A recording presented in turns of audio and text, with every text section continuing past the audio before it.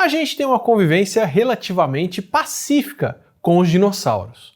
Ou pelo menos quem vira espetinho são eles. Não só porque os fósseis de museu são meio paradões, como também porque os seus descendentes que convivem conosco, que são as aves, é que são o nosso alimento. Isso é, se você nunca foi perseguido por um ganso ou por um emu. Mas o que seria de nós humanos se a gente ainda convivesse com os dinossauros não avianos, aqueles dinossauros clássicos que a gente pensa quando usa esse termo? O que seria de nós e deles se a gente ainda estivesse convivendo com tiranossauros, triceratops ou raptores circulando pelo mundo? Primeiro que não seria fácil de a gente poder conviver com os dinossauros. Eles foram os grandes animais dominantes do planeta por mais de 160 milhões de anos. Ou seja, fizeram um bom sucesso por aqui.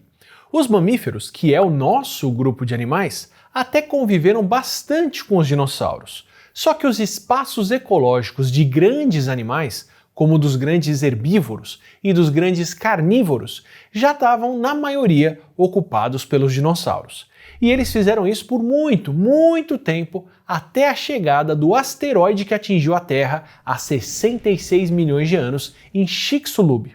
Esse impacto no mar raso da península de Yucatán, no México, causou um estrago tão grande que acabou com qualquer animal terrestre maior do que 25 quilos. Entre quem sobrou estavam o grupo que deu origem às aves e alguns mamíferos que tinham uma dieta de leite para os filhotes, que pode ter ajudado eles a sobreviverem à vida dura logo depois desse impacto. E aí, não mais do que de repente, os vários espaços que os dinossauros e alguns mamíferos ancestrais ocupavam foram liberados. E os grupos que deram origem a nós puderam se diversificar. O que quer dizer que se esse asteroide tivesse chegado um pouquinho mais atrasado, coisa de minutos mesmo, e tivesse atingido uma parte mais profunda do oceano, que de repente podia amortecer mais o impacto, e aí esse impacto não seria tão grande, nem tantas espécies seriam extintas e talvez a gente não tivesse a oportunidade evolutiva que o nosso grupo de primatas teve. Talvez nós estivéssemos realmente fadados a nos separar. Um grupo só poderia existir sem o outro, dinossauros e humanos separados pelo destino. Ou pelo asteroide. Mas imaginando um cenário onde o impacto não foi forte o suficiente para extinguir os dinossauros, só que ainda agitou o planeta o suficiente para a gente estar por aqui. Como é que seria essa interação? Como seria se a gente convivesse com esses répteis gigantes e com comportamentos bem ricos e bem complexos? Pensando nos animais modernos, a nossa inteligência trouxe um problema para os gigantes. Parece que nós vivemos numa época que é bem mais sem graça do planeta, onde a gente quase não tem animais colossais como foram os dinossauros. Até os mamíferos bem grandes, como os mamutes ou o elasmotério, já foram extintos há milhares de anos. Parece que os animais estão ficando menores em tempos mais recentes. E eles estão mesmo. O tamanho e o peso médio dos animais terrestres vem diminuindo pelo último 1 milhão de anos. E o motivo que parece ficar cada vez mais claro somos nós humanos. Isso porque nós não temos garras ou presas afiadas, só que a gente tem estratégias complexas de caça e ferramentas que nos permitem fazer um estrago muito maior do que o de outros predadores. E em muitos casos, nós humanos somos os únicos caçadores de predadores de topo de cadeia, como é o caso dos leões e dos tubarões. Nós somos super predadores que podem matar outros animais mais de 10 vezes mais rápido do que os outros predadores. E quanto mais eficientes nós somos em caçar, mais difícil é para a presa, para as populações que nós caçamos, voltarem a crescer. O impacto dessa capacidade é brutal para as espécies grandes, porque eles têm poucos filhotes e tempos de geração mais longos. Então, mesmo não matando todos os animais de uma vez, se a gente caça ele mais rápido do que eles se reproduzem, em centenas ou em milhares de anos, eles acabam extintos.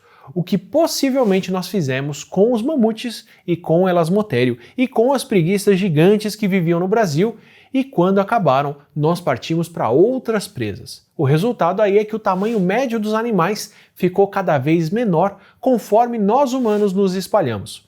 Uma pressão que a gente ainda faz nos maiores animais vivos, como as baleias, ou os elefantes, ou os rinocerontes. E nós provavelmente teríamos feito o mesmo com os grandes dinossauros, mesmo entre os dinossauros bem armados e bem protegidos. Se o anquilossauro parece bem protegido com aquela carapaça e com uma ponta da cauda que mais parece uma arma, o mamífero Glyptodon também tinha uma, e a gente tem registro de Glyptodons caçados na América do Sul como marcas de ferramentas usadas para destrinchar a carne do osso. Levando em conta o parentesco dos dinos com as aves e com os animais crocodilianos, dois grupos que têm carne com gosto de frango, a gente provavelmente estaria fazendo coxinha de brontossauro até não ter mais. E também não é difícil de imaginar que grandes espécies como o parasaurolofo, ou o amazonsauro, ou até o tiranossauro fossem caçados por esporte, da mesma forma que os grandes mamíferos e os grandes predadores, como as girafas e os leões, são caçados hoje em dia. Hadrossauros ou ceratopsídeos com os grandes chifres talvez fossem desejados como troféus, como se faz hoje em dia com os antílopes ou com os alces, ou como afrodisíacos, como se faz com o pó de chifre de rinocerontes, ou até com o pó dos ossos de dinossauros fósseis que são achados hoje em dia. Isso sem falar nos dinossauros que podiam ter penas que a gente acabou descobrindo. E tinham penas bem coloridas, aliás, já que as estruturas fósseis que ficaram conservadas também indicam que essas penas podiam ter as características das células que produzem cores preservadas, como acontece nas aves modernas. Só que com mais de uma organização por bicho. Então, por exemplo, o Sinosauropteryx, que é o primeiro dinossauro que foi descrito com penas, devia ter anéis alternados de cores na cauda dele. Uma cauda que de repente lembrasse o rabo dos coatis ou dos pandas vermelhos. Ou seja, talvez os dinossauros mais penosos também corressem o risco de serem caçados por conta da decoração deles, como acontece hoje em dia com o próprio panda vermelho. Nós temos até o Tupandactylus, que é um pterossauro brasileiro encontrado aqui no Araripe, que serve de exemplo de duas coisas. Um estudo recente encontrou estruturas na crista dele que os cientistas propõem que sejam penas, ou pelo menos filamentos parecidos com penas, e com mais de uma cor, e se elas realmente forem penas, e os próximos fósseis devem confirmar isso muda ainda mais o que a gente pensa sobre os dinossauros com penas, justamente porque os pterossauros não são dinossauros, mas sim um grupo de répteis que é bem próximo dos dinos, ou seja, eles terem penas seria uma indicação de que elas são mais antigas do que a gente pensa e podiam de repente já estar presentes nos ancestrais dos dois, dos pterossauros e de todos os dinossauros.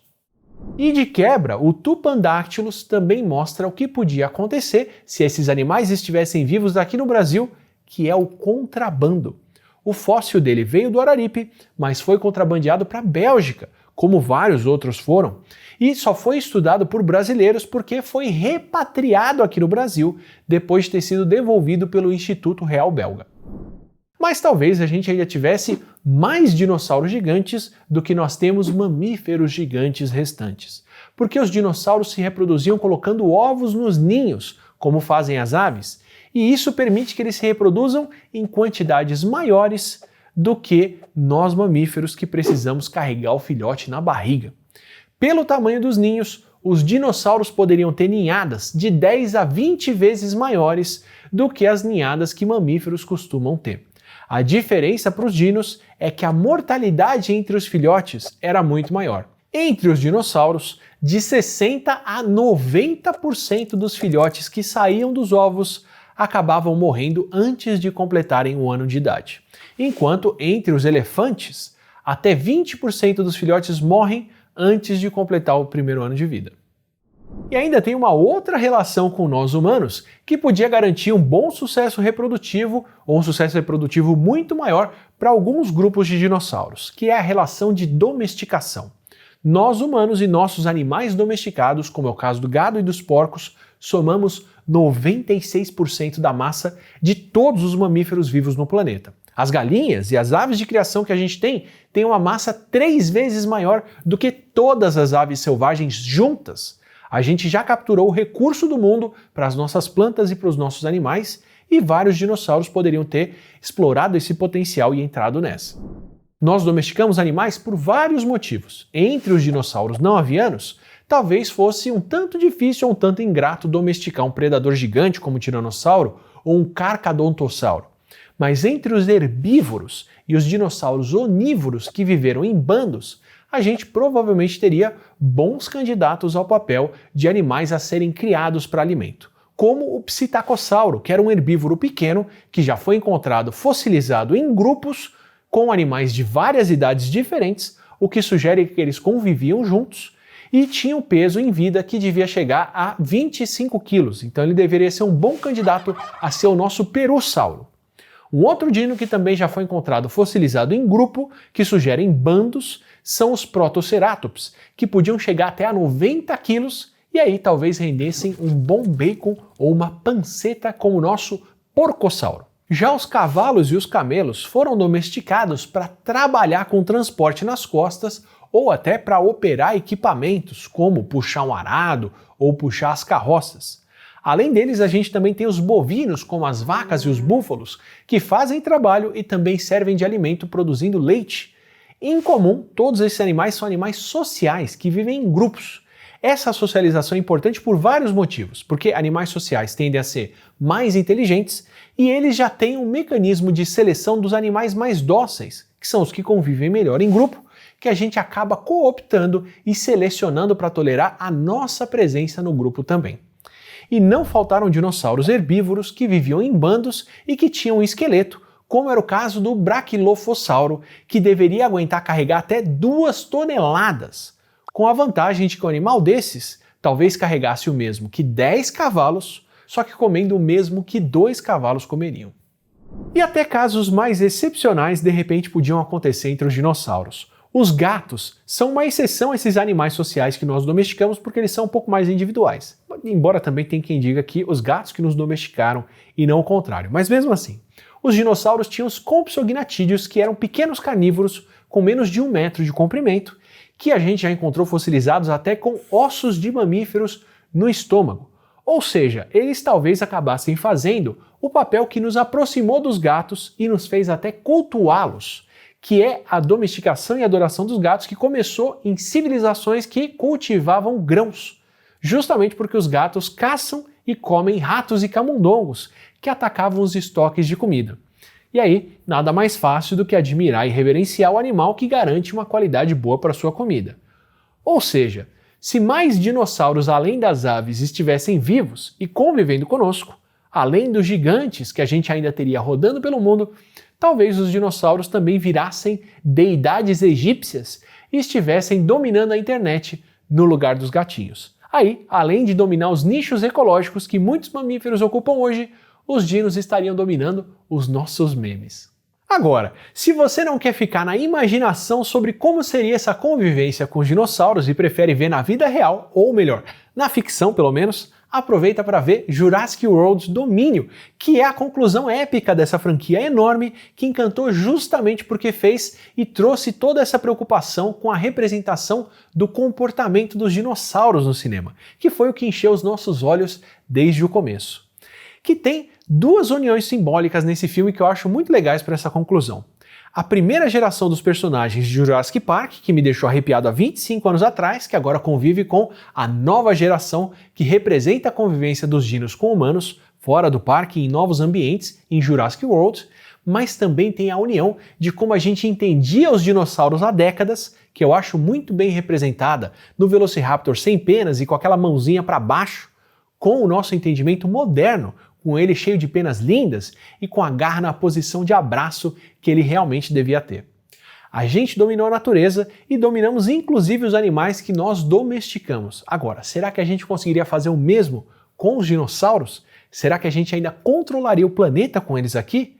E os dinos também seriam caçados e ameaçados de extinção de novo?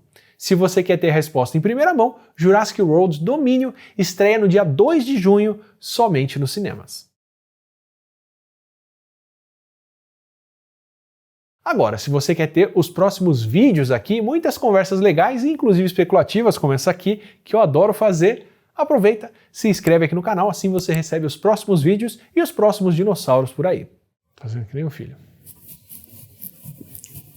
Quando ficar com sono. Só não vou chorar no banho.